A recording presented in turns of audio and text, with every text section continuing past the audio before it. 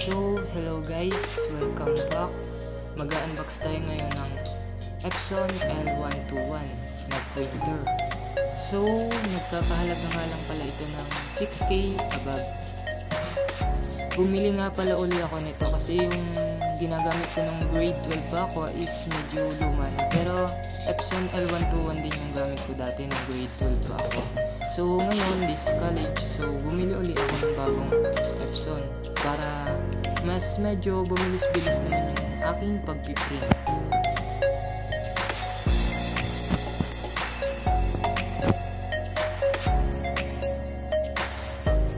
So ayan nga pala yung kasama niya na charger na printer. And then yan yung nilalagay dun sa stand ng bond paper. Kasama na din dun yung programming CD.